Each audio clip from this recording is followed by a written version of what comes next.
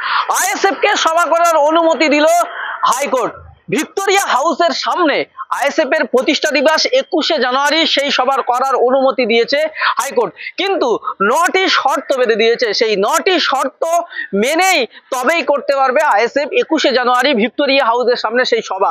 সেই 9টি শর্তের মধ্যে অন্যতম শর্ত হচ্ছে 1000-এর বেশি লোক জমায়েত করতে পারবে না। আর কি কি শর্ত রয়েছে চলুন বিস্তারিত জানাবো প্রতিবেদনে। কলকাতা হাইকোর্টের বিচারপতি জয় সেনগুপ্তের থেকে বৃহস্পতিবার আইএসএফ এর মামলার শুনানি ছিল। কত লোক জড়ো হতে পারবেন এই সভায়, কটা থেকে কটা পর্যন্ত চলবে সভা, সবই নির্দিষ্ট করে দিয়েছেন বিচারপতি।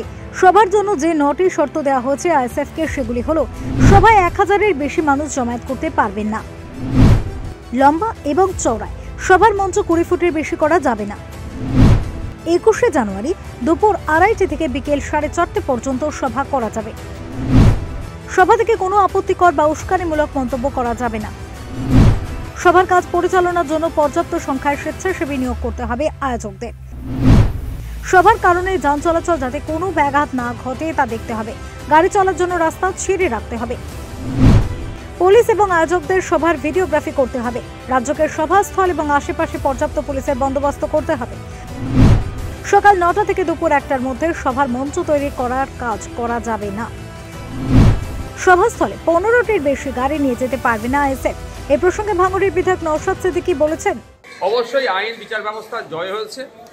মমতা ব্যানার্জি প্রশাসনকে কাজে লাগিয়ে ভেবেছিল আইএসএফকে ওখানে প্রোগ্রাম করতে দেবে না, সেই জন্য পুলিশ ডিনাই করেছিল। আমরা কোর্টের দ্বারস্থ হয়েছিলাম, কোর্টের বিচারপতি আমাদেরকে ওখানে প্রোগ্রামের অনুমোদন দিয়েছে। আমরা প্রথম দিন থেকেই বলে আসছিলাম ওখানে আমরা প্রোগ্রাম করব, আইন বিচার ব্যবস্থার প্রতি আমাদের ভরসা আছে। আজকেও বলছি অনুমোদন পেয়েছি এবং আমরা ওখানেই প্রোগ্রাম করছি। 5000 থেকে 1000 হয়ে যাওয়া, এটা কি কোথাও সমস্যা? দেখুন, সংখ্যাটা বড় কথা নয়, যে দম্ভ, যে অহংকার, সেটাকে আইনের মাধ্যমে চূর্ণ করতে পেরেছি, এটা হচ্ছে আমাদের কাছে বড় পাওনা। যেন একটা উত্তরাধিকারী সূত্রে ওই ভিক্টোরিয়া হাউসের সামনে ওনারা জায়গা পেয়েছিলেন। ওনারা যারা শাসক দল ছাড়া অন্য কাউকে করতে দেবে না, অন্য কাউকে করতে গেলে ডিস্টার্ব করবে। ঠিক আছে, সেই ক্ষমতা, সেই অহংকার, সেই দম্ভকে চূর্ণ করতে পেরেছি, এটা আমাদের জন্য বড় জিনিস। অবশ্যই সাথে বলে রাখি, বিচারপতি যে আমাদেরকে নির্দেশনা দিয়েছেন সেটাকে আমরা অক্ষরে অক্ষরে পালন করব। আমরা কোনো প্রকারই নির্দেশনার কোর্টের গাইডলাইনের বাইরে আমরা যাব না, বা সন্ধ্যার সময় প্রেস কনফারেন্স করে কোনো বিচারপতি সম্পর্কে কোনো মন্তব্য আমরা ওটা করতে যাব না। সত্যি আমাদের অবশ্যই 5000-এ যেটা আশা ছিল, সেক্ষেত্রে আমাদের সংখ্যা কমাতে হচ্ছে। স্টেজ যে যত বড় করতে চেয়েছিলাম অবশ্যই কমাতে হচ্ছে, কিন্তু দিনের শেষে আইন বিচার ব্যবস্থা জয় হয়েছে। ওদের ক্ষমতা, ওদের হিংসা, ওদের দম্ভকে আমরা চূর্ণ করতে পেরেছি, এটা হচ্ছে আমাদের কাছে বড় কথা।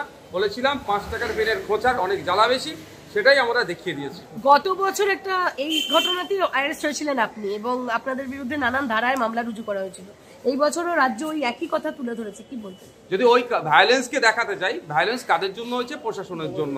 আমাদের নিরস্ত্র, আমাদের শান্তিপূর্ণ অবস্থান বিক্ষোভে লাঠিচার্জ করে সেখানে কাঁদুনি গ্যাস দিয়ে আমাদেরকে মারধর করা হয়েছিল, আমাদেরকে অ্যারেস্ট করা হয়েছিল। তারপরেও যদি আমাদের নামে অ্যালিগেশন দেয়, তাহলে তো আমার মনে হয় তৃণমূল কংগ্রেসকে পশ্চিমবাংলায় আর কোনো প্রোগ্রাম করতে দেওয়া অনুচিত হবে।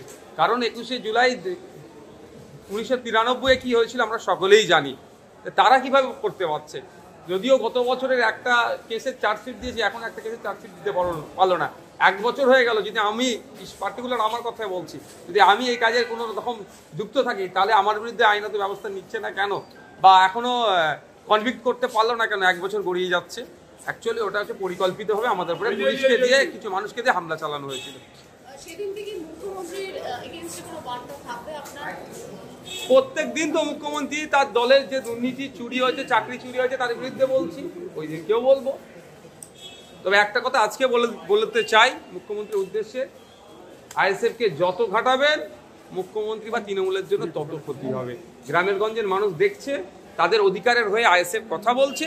এই অধিকারের কথা বলতে গেলেই আইএসএফকে বিভিন্নভাবে, প্রশাসনকে দিয়ে বিভিন্নভাবে আটকানোর চেষ্টা করা হচ্ছে। এটা জবাব গ্রামের মানুষই দেবে। ভিক্টোরিয়া হাউসের সামনে সভা করতে পুলিশের অনুমতি পায়নি আইএসএফ। তারা আদালতের দ্বারস্থ হয়েছিল। প্রথমেই আদালত সেই অনুমতি দেয়নি। বিচারপতির পর্যবেক্ষণ, গত বছর রানী রাসমণি রোডে আইএসএফকে কর্মসূচি করার অনুমতি দেওয়া হয়েছিল, কিন্তু সেই কর্মসূচিকে কেন্দ্র করে অশান্তির অভিযোগ রয়েছে। পরিস্থিতি নিয়ন্ত্রণের বাইরে চলে যায়। পুলিশের সঙ্গে সংঘর্ষে জড়িয়ে পড়েন আইএসএফ কর্মী সমর্থকেরা। সেই ঘটনার ব্যাখ্যা দিয়ে আদালতে হলফনামা দিতে বলা হয় আইএসএফকে। ভিক্টোরিয়া হাউসের সামনে সভা করা নিয়ে আইএসএফ এর আবেদনের পাল্টা যুক্তি আদালতে দিয়েছিল রাজ্য। তাদের দাবি ছিল যেদিন আইএসএফ কর্মসূচি করতে চাইছে সেদিন ভিক্টোরিয়া হাউসের সামনে পূর্ব নির্ধারিত কর্মসূচি রয়েছে। একটি মিছিল যাওয়ার কথা রয়েছে ভিক্টোরিয়া হাউসের সামনে দিয়ে, আগে থেকে অনুমতিও নেওয়া রয়েছে, আর সেই কারণে পুলিশ আইএসএফকে ওই জায়গায় সভা করার অনুমতি দেয়নি বলে জানিয়েছে রাজ্য। দুপক্ষের বক্তব্য শুনে বৃহস্পতিবার নওশাদদের শর্ত সাপেক্ষে সভা করার অনুমতি দেওয়া হয়েছে। ফেরো রিপোর্ট, জিআই।